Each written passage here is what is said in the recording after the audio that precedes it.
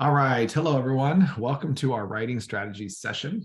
As you can tell, my voice is still pretty raspy and hoarse. I may have to pause the video every now and again just to drink some water. I have some water next to me. I'm hoping I'm set up. But again, I just want to say I appreciate you allowing me to do this session in an asynchronous way. I would have loved to have done this in class. So as you go through this video, which I'm hoping to not lecture too long, if you have any kind of follow-up questions and things that you want to discuss further, please reach out. Let's take some time in making sure that you feel settled about some of these things. Again, the purpose of this session, just to give you the objective pretty clearly, is to, obviously for this course purpose, you have an assessment coming up where you're going to be writing or you're going to be teaching a lesson about writing.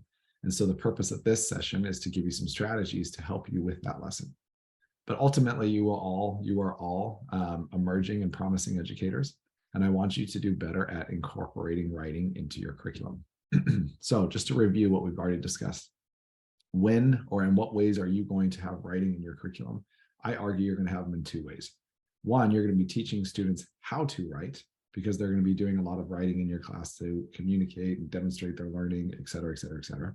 And so you have to teach them how to write in order to effectively communicate their learning or have, complete the tasks that you have that are specific to writing in your course. I also argue that you are going to use writing not as something you're going to grade or assess, but you're going to use writing as a tool to help students learn. And so these are really going to be the two kind of foci of your class. You're going to teach students how to write. You're going to use writing as a tool to help students learn. Now, on all of those writing, opportunities, whether it's teaching students to write or using writing as a tool, every writing that you give students has a purpose, has an audience, has a task. So as you can see, most of the purposes in your class will be helping your students narrate or explain, inform, about something, argue. Now, if they're using writing to learn, it may be to reflect, right? So those are going to be the purposes for writing. The audience on the narrate, explain, inform, argue typically are us as teachers because we're assessing, their learning. And so sometimes students write to us or for us. If it's a learning to write, or no, excuse me, a write to learn strategy, most of the time the audience will be themselves, right? So they're writing to themselves and making sense of what it is that they're learning. I would encourage you though, in every kind of, not every, but in more writing assignments that you assign your class, that you have a real and authentic audience. So that would mean not you as the teacher, right? So students can blog, they can write to each other, they can write to the larger community, they can write to their governments, they can write to the principal, they can write to their parents, they can just write to anybody besides us as the teacher. And we become more of the coach role, like we're coaching you in this writing product that you're producing for a real audience. And I find students are more motivated when you give them a real audience that they're going to write to and that they're going to have to publish their writing to. So just, be thinking about that as we go through this. And then there are a variety of tasks that you give students.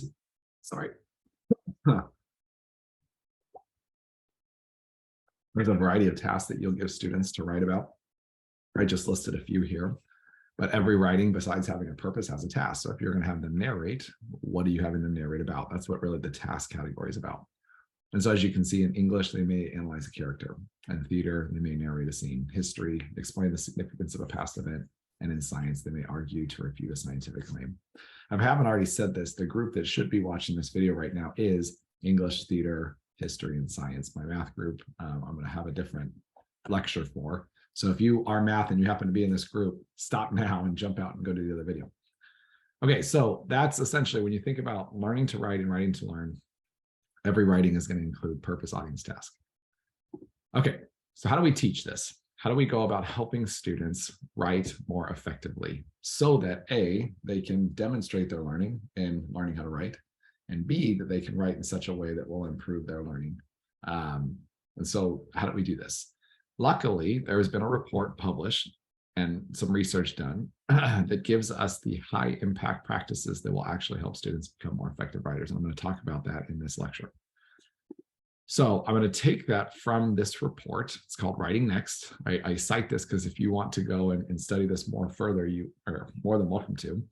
But Writing Next was a report done in 2007. It basically communicates a meta-analysis and a meta-analysis is a study. It's a study of studies, basically, to determine the impact of particular practices based on the research that had been done on those practices.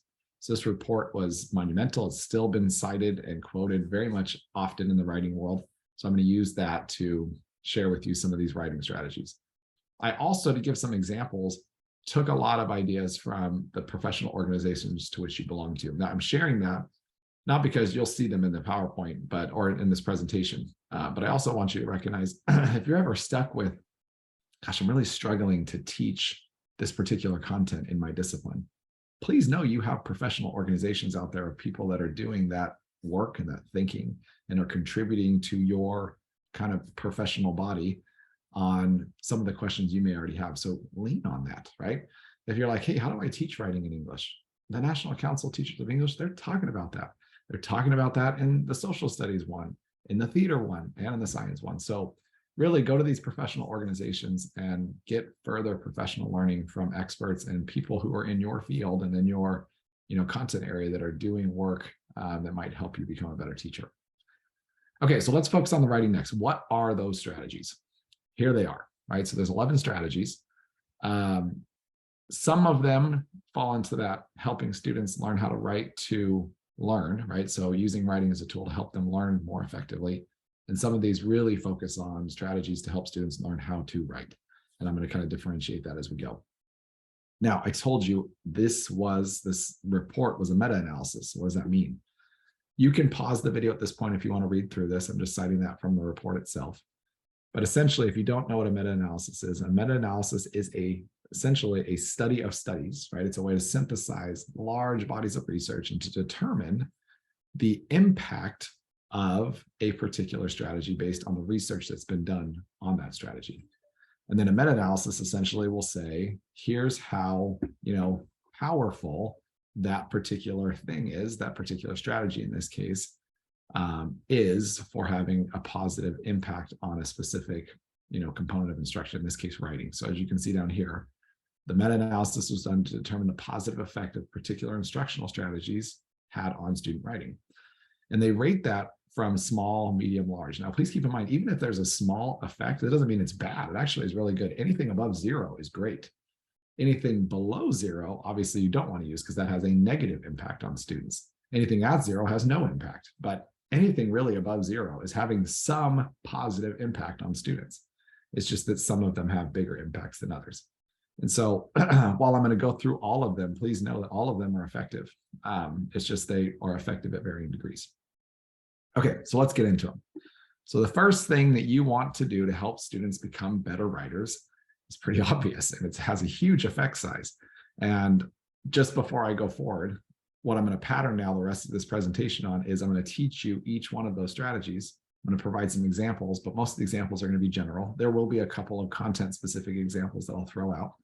But I want you to think as I'm going through this, if you have to pause for a second, go, how might I do that in my own content area? I hope that that's what this, this presentation will elicit in your thinking. So you just pause and say, okay, that's the general example. What does that mean for my own content area? Okay, so going back to this, pretty obvious. How do I help students become better writers? Well, I got to teach them strategies for how to write. It has a huge effect size when you do that, when you're providing strategies for helping students go through the writing process. So for example, I am stuck. I don't know how to write. I can't generate ideas. Well, you can teach students strategies for how to generate ideas, right? And so this has such an impact on helping them become better writers. Well, how do you do that? Here's my example. Self-regulated strategy development has been also shown to help students develop those strategies, right? So how do you, do self-regulated strategy development? I gave you the steps right here. So essentially what you want to do first is you want to develop this background knowledge. You want to help students see the necessity for why they need this strategy. I'm going to go back to the example I gave you. I'm stuck. I can't generate any ideas. Well, that's okay. Cool. Let me show you a strategy that will help you with that particular thing. So you describe that strategy to them. You talk through, again, its purpose and the benefits and blah, blah, blah, blah. Then you model it for them. Hey, here's how when I get stuck, here's what I do. You model that strategy for them. Now, sometimes students, that's a lot of information for them to process. And they may need to memorize it, right? So what are the steps? How do I do that strategy that my teacher taught me? So memorizing it helps, maybe even an accompanying mnemonic. And I put some of those down here. So for example, when you're trying to plan, typically I pay attention to the prompt, list the main ideas, add supporting ideas, number my ideas as a mnemonic to help students, right? Same thing with like, hey, how do I write? You know, and I would go through that. Come up with the mnemonic for how to overcome, you know, writer's block and help students memorize those steps for the strategy that you're teaching them. And then again, just like any good direct instruction, right? You do the I do, we do, you do. And so you get to that we do. Hey, let's work through this together. Let's say you're stuck now. Now, how would you apply this? Oh, okay, let me try it. And then eventually lead them to being able to use that strategy on subsequent writing assignments and tasks throughout the year, right? So then they become better writers at generating ideas, or at least knowing what to do when they get stuck, they know how to generate ideas. So think about that.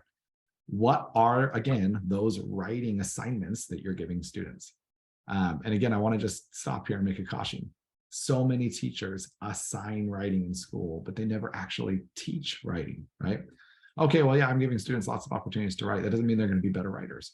This strategy will say they are going to be better writers when you teach them how to write, right? So think about what are the writing assignments you're giving students? What are the strategies that they have, assets? What are the strategies they need, right? And what can I do to support them in acquiring those strategies so they can be more successful at the writing tasks and assignments that I'm giving them? So that's strategy number one. I know we've got many more to go. I will go quicker, but just wanted to make sure I really emphasize this has a huge effect size, and I would encourage you to start doing this. Okay, number two, summarization. This particular writing strategy actually, I believe, fits both categories of writing to learn and learning to write. So writing to learn. Obviously, students summarizing their information that they're retaining from you is going to help them learn better. But on the flip side, sometimes they're writing, a paper in their class or doing some kind of a writing task where they have to summarize and then maybe narrate and argue, or they have to summarize and then explain something. And they need to do this strategy in both of those categories to be effective, right? So if they can't summarize well, they're probably not going to learn well. And if they can't summarize, they're not going to be able to communicate their ideas well. And it's then going to come across like they haven't learned what it is they need to learn. So you need to teach students how to summarize. Now, that seems so simple. Gosh, really? Like, summary seems so easy, but so many students struggle to summarize, to really condense and put things into, a concise, organized way so it makes sense not only to them, but to you. And so again, I want to go back to kind of what I just talked about. How do I teach summarization? Model and mnemonics. Just think of M&Ms, right? That's what you have to give my students every time I go to class, the M&Ms, right? I need to model it. I need to give them a mnemonic so they remember it. And I have to scaffold that instruction so that they learn how to summarize. The more you teach students how to summarize, the more effective learners they're going to be, the more effective writers they're going to be. And I remember growing up, and you probably do too, having a lot of instruction in summary. And so I've learned how to summarize well. Students aren't getting that a lot more for some reason. So give them the M&Ms. Okay, third strategy, apologize for my typo there. For not having an ending parentheses here, but collaborative writing. Also, now getting into kind of that mid to high or mid to strong effect size. Collaborative writing really does help students write better. So this is really for teaching students how to write.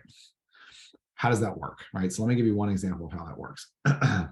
As you can see here, right, when you assign a stronger writer, a tutor, to a lower writer, the 2D, and they're writing together, that stronger writer, their understanding of the writing process and how to write and how to be effective is going to eventually rub off on their 2D.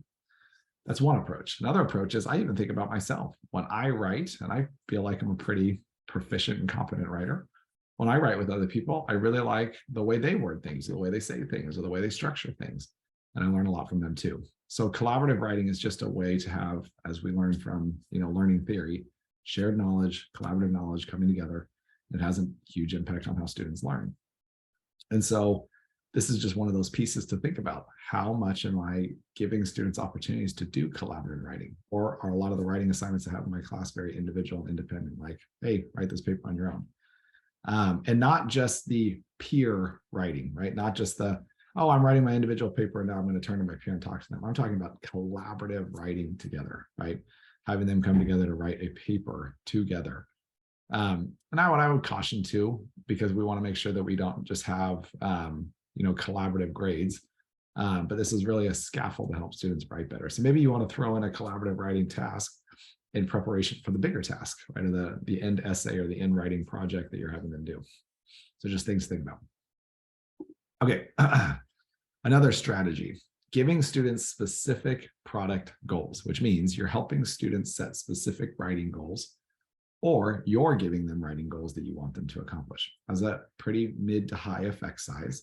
And so what does that look like? It really just looks like, as you can see here, in the example, students may be instructed to take a position and write a persuasive letter designed to lead an audience to agree with them. So that's the goal. Hey, I want you to write a persuasive letter. You might also have sub-goals, right? So you provide explicit sub-goals on argumentative discourse, including like you need to have a statement of belief and 2 or 3 reasons for that belief. We see this a lot in school. I used to give students something called CREW, right? Claim, reason, evidence, warrant, right? When I'm talking about argumentation, that kind of mnemonic, right? And those are the goals. Okay, so in order for you to be an effective writer of argumentation, you need to have a claim, a reason, an evidence, and a warrant. Those are the goals. And I'd come to class and say, okay, we're going to focus today on writing claims. I would set those goals and help them learn to write claims. So again, setting goals and not just saying, okay, go write, is a much more effective way of helping students learn how to write better. Okay, word processing. This seems like, really? Are people still writing with pen and paper? Now, there is some research about pen and paper in terms of right to learn and having students retain information. But word processing is actually much more effective when we're trying to learn how to write. Because when you're writing on paper, you have to scratch and scribble and revise, and it gets really messy. In a word processing, you can actually move things around, you can delete, and all these other things. So word processing has a pretty mid effect size in helping students learn to write more effectively. However, I caution you that you need to teach students how to use word processing tools. I know that we have this kind of misnomer that all our students are digital natives, they're growing up with technology and ubiquitous technology, they know how to use technology. Some of them don't. And some of them don't really know how to use the technology that they're being asked to use in an academic setting. So teach them how to copy, paste, move things. You know, my students used to freak out when they used Google Docs. It was like, oh my gosh, I pressed a button and everything got deleted and I don't know where it's at. They didn't know how to go into like the search history of a Google Doc and find something. So there's just things like that. You need to teach them how to use the word processing tools effectively so that they can learn how to write. And so little mini lessons, right? Helping students learn how to use, if you're using Google Docs, the various tools for Google Docs that will help make the writing process better. Maybe like some of your students, are slow typers, right? And so using kind of the audio to text feature is not a bad thing, right? It's a great word processing tool. Yes, they're not actually typing, but they're getting their ideas to paper and they're using a great tool to do that faster. It's so funny when I see teachers go, gosh, I've assigned this writing task and it's taking them forever. Well, because they can't type, right? So give them that option so that they can get the paper, at least their ideas on paper quicker. Okay, next strategy. Sentence combining. Ultimately, this has a mid effect size. And what you're trying to help students do, and this is a bit of a grammar kind of thing, so I'm really going to rely on English to do more of this, but I think the rest of you can do, is as you see your students writing and you see them writing very choppy kind of things and their sentences don't seem to flow really well, it's probably because they need some practice in sentence combining. And so this strategy is helping students learn how to combine sentences to make them flow better, make them sound better. Now, for science, social science, theater, if you don't have the jargon, right, behind how to create sentences, which I can give that to you, and an English teacher can give that to you, right? There's simple sentences, complex sentences, compound sentences, and compound complex sentences. That's fine. Again, let English do their job. But you can still, as a theater, history, science teacher, say, hey, I think there's a better way to write that sentence. Can I give you this as an example? Excellent job, right? And so sentence combining, maybe in English, looks more like what you see here, right? Giving them exercises where they're combining smaller sentences together, having them use like adjective or adverbial clauses, and et cetera, et cetera, et cetera. And some of you in history, science, and theater are like, oh, I don't even know what these things are. But you in theater, science, and history, you could probably just circle a couple, sections and say, I think this could be rewritten better. Maybe consider put these two sentences together. Or maybe write it like this, maybe give them an example. And so you might be actually writing an adjectival clause, or you may have a complex sentence. You're just not using that jargon or that academic language. But by modeling that for students and giving them opportunities to combine those sentences together to see if it'll flow better, will be really helpful for them in learning how to write better. And so especially with sentence combining, you need to give them the examples, right? While in English, they may be having them do examples and they're teaching more of the kind of the jargon of how to combine sentences and make sentences grammatically correct. In the other content areas, you know how to write well, you know how to speak well. And so you can show them like, hey, I would take this section and write it this way, but never say you have to do it this way, but ask the student, what do you think? Does that sound good to you? Or what are some ways you would write this? And so you want to invite them into the writing conversation and let them be empowered as a writer to make decisions about what they want to say. You're just giving them tools on how they can say it in different ways and letting them make choices about what's most effective for them. Okay, next one, pre-writing. This is the I got stuck. So there are a plethora of pre-writing strategies. This effect size obviously differs from writing strategies because writing strategies was more comprehensive. But pre-writing is huge, right? If we want students to write and they don't know what to write about, and they can't generate and organize ideas, they're not going to be able to write well. And so we need to help them in doing so. And teaching explicitly how to pre-write will do that. So how do you do that? Or, outlines, graphic organizers, journaling, free writing, research, whatever. There's a bajillion of different ways that you could do examples, but these are the big ones that I see out there, right? Having students do outlines of papers to help organize their thoughts, graphic organizers to organize their thoughts, having them just journal and free write, having students do an exercise like, hey, I want you to just write whatever comes to your mind in the next 4 minutes, even if that is nothing, nothing, nothing, nothing. There's a lot of research behind students writing nothing for a couple minutes, and then all of a sudden thoughts start coming to their mind and they start writing other things. Having students do a little research to generate some thoughts, have them do collaborative discussions coming together and just talking things through, and then start to generate some ideas about what they want to write about. All of those things will help them generate ideas better, and then therefore help them become better writers. Okay. Inquiry activities are my favorites. As you can see, this is now moving to kind of that small to mid-size effect size. So still effective, just maybe not as effective as teaching writing strategies, but engaging students in particular activities that will help them develop ideas and content for a particular writing task. So I put one up here. Essentially, generally, an inquiry activity should be clearly characterized by having a specific goal. You should have them analyze concrete data. Should have them use specific strategies to do that analysis, and they should be able to apply what is being learned in that writing task, right? And so, for example, in English, maybe it's just something like, hey, I noticed that, and this could spill into more informational text. There's some informational text issue, right? Like, so let's talk about like the Marriage Equality Act, and you want students to kind of do some research on that. Any kind of, let me just say that, for all of your content areas, any kind of research is going to be an inquiry-based activity. So English, having them do research, theater, having them look into, and I've heard you say this before, Elle, like past performances, looking at different plays and how they've been doing that, and then trying to like figure things out, right? And then from there, writing a play as a result of this kind of inquiry and this research that they've done. History, research is your bread and butter. Science, research is your bread and butter. That's all the way that historians and scientists think, and then they write about what they've researched. So getting students to ask questions, having them go dig and look for things and then report what it is that they've learned is really what an inquiry writing activity is. And the more you have them write and think that way, it improves their ability to write, mostly because they're doing a lot of that pre-writing foregrounding in the background, and it's really going to improve their ability to produce a better paper. Now, I wanted to share this one with my history group specifically. So I'm going to actually do a new share when this works. Share my sound. And I found this recently. Well, it pops up here in a sec. What if I need to get out of my PowerPoint for a second? Okay, let's try this again. I'm on there. Oh, there he is. Okay, I was like, something's not right. You probably saw it. I just didn't see it. Okay, for all of you, again, I'm sharing with you, TikTok's a thing, right? Like, and for some of you that are like, oh, TikTok's of the devil, I keep hearing that from people. It's really weird.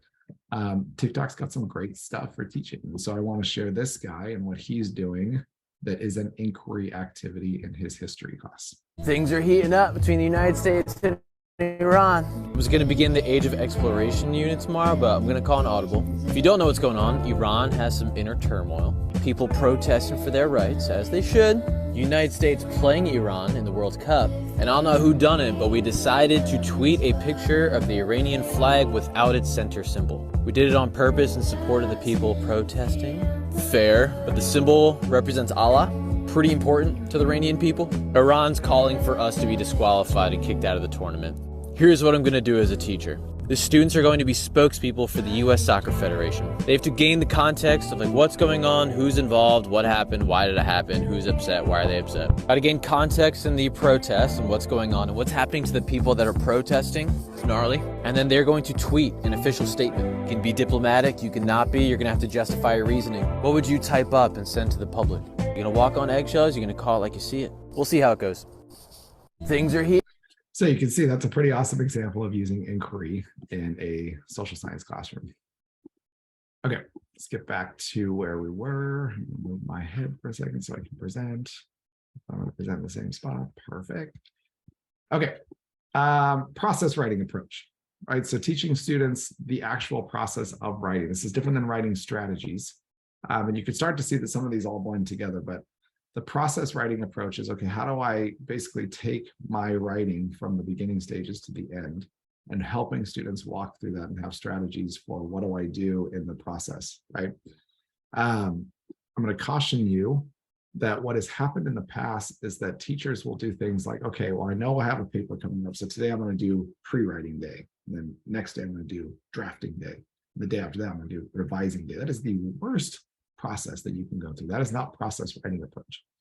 If any of you have written before, you know that you don't pre-write and then move to drafting and then move to editing and revising. It actually is very much a fluid kind of recursive process, right? So I might start writing something, I don't like that, I revise it, then I get stuck, I'm like, I need to generate an idea for this moment, now maybe I need to go back. It's very like back and forth and very fluid. So I really like this example, right? The process writing approach involves a number of interwoven activities. So it includes extending opportunities for writing, emphasizing writing for audiences, encouraging cycles of planning, translating, reviewing, et cetera, et cetera, et cetera. You can read the slide. This is the kind of process you want to teach. So you really want to help students learn how to go through the process writing approach, because if they feel like, oh, writing means I have to do, this stage, this day, this stage, the next day, they're going to be horrible writers. But if you can walk them through and have these kind of conferences with them about how's your writing going and helping them through the stages that they're going through and giving them some strategies for the writing process, as listed here, right? It will help them become better writers. Okay, I think there's two more at this point. So study of models, using examples to teach writing.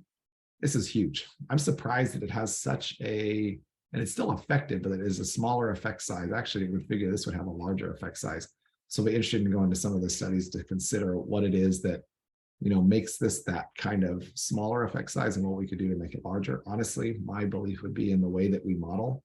I think if you model well, the effect size probably is going to be higher. And not only if you modeled well, but if you give students opportunities to apply what they've learned from that modeling, the effect size, I believe, would go higher. So I'd be curious to probe a little bit more into that.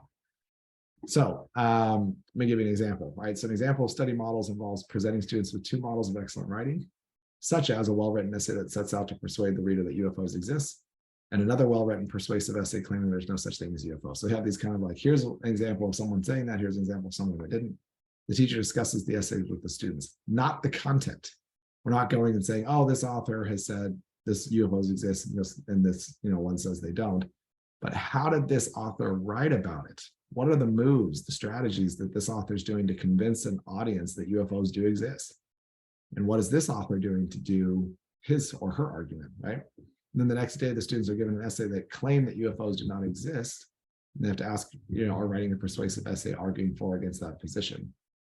Or the girls are not better in math than our boys. It doesn't matter what the thing is. They now have been given an example of how to write argumentative essays, both in one category and another.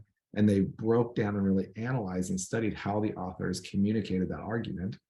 And they now understand some different strategies and tools that the authors use, or writing moves that the author used to convey that argument. And now they have tools that they can use to write their own argument. So study a model is huge. I used to sit and walk through. One of my favorites was I always told my students it was so cliche to start their essays off with a question, which a lot of students will say, their beginning, opening, hook to their essay is like question, right? And they have this question. And I always just thought, it's just cliche. But we ended up reading an author who wrote the start of her essay with a question. And it really changed my students' perspectives because now they understood when it is appropriate to ask a question and how to make it work effectively for a hook in an essay. And so that was such a cool example for me. So we really looked at, okay, so she asked a question here. Was that cliche? Was that not cliche? We went through, we started to understand why that was probably a really effective way in the context of her essay to start her essay that way. So just things to think about. When you get students studying, when you take time to study, here's how another author wrote, and you can write like that too. It's really, really effective. Okay. Last but not least, this is now writing to learn. So you're writing for content area learning. It has a relatively small, that's not a bad thing, it's just smaller effect size than the other ones, but it still has an effect where you're using writing as a tool for learning. So I gave an example for science, and I think I have one more example after this, but the science example, right? So I'm in a science class, the students study the human circulatory system. Teacher's goal is to help students develop alternative conceptualizations of the role of the heart, blood, and circulation. So how are we including writing to help them learn about those things? You can see the teacher's asking students to write summaries, answer questions in writing to increase the ability to explain information, elaborate knowledge leading to deeper understanding of the topic, comment on and interpret information in the written science text, communicate what has not been understood, describe a change of belief that they might be experiencing. All of these writing activities are helping students learn. But note, in the writing to learn approach, the teacher assigns writing tasks, but does not provide explicit instruction of writing skills like what we've done before, right? So I'm not teaching them how to write in this case. I'm using writing as a way to help them learn about alternative conceptualizations and the role of the heart and blood in the circulation. So writing is a tool for learning content material rather than the end itself, meaning like I'm writing to demonstrate my learning. And I think I had one more slide. Yes, I did. So for things that you can do generally in your content area, journaling, summaries, annotating, response papers, synthesis papers, learning logs, all of these things, you don't have to teach them how to write, but you can give them these writing tools to help them learn what it is they need to learn in your content area. So those are the instructional strategies. Here's my encouragement for you all. As you write your lesson plan for this upcoming week, I'd like for you to just focus on one. I want you to try to impact like all 11 into your plan, but think about maybe one, maybe two, but I'd really say just one writing strategy that I would like to incorporate in next week's writing lesson. I would really hope that next week you're actually going to have them learn how to write, not just do a writing to learn, especially in your 4 areas. So you're going to have them write something. You're going to teach them how to write that something and use one of these 11 strategies. Well, 10 in this case, because you're not going to use writing to learn. But you might, let me backtrack. You might use writing to learn to help them learn some content-based things. But I'd really encourage you next week, in the time that you have, teach them how to write and use one of these strategies to help them do that and see how it impacts your lesson. So if you have any questions about what we learned, what we went over, please reach out. I hope this made sense. I know it's sometimes challenging for me as an instructor to know that I explained this well enough in this video. But again, this is a living document. So if there's questions about what I shared and you want further clarification on, let's talk. But other than that, I hope you have a good rest of the week. Don't forget to respond to your peers. Don't forget to get with your PLC to start planning your lesson for next week.